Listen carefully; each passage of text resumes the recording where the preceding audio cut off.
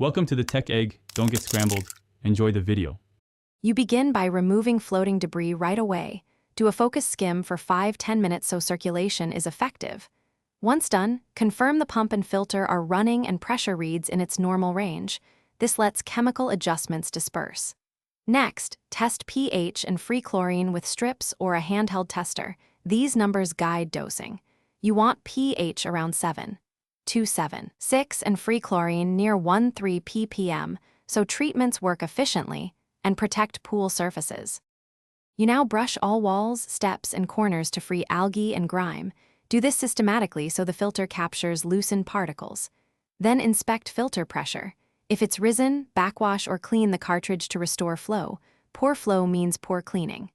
After flow is good, adjust pH first because chlorine effectiveness depends on it.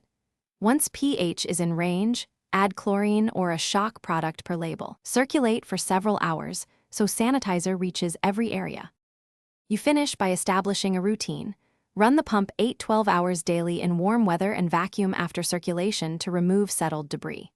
Make sure skimmer baskets and pump strainer are cleaned weekly so suction stays strong. If water is still cloudy after normal steps, check the filter and repeat backwash or clean cartridges. If needed, use a flocculant or a targeted shock treatment to clear tiny particles faster. One key tip: if cloudiness persists, test alkalinity and calcium hardness as hidden causes. Thanks for watching. Consider subscribing if I helped unscramble your problems.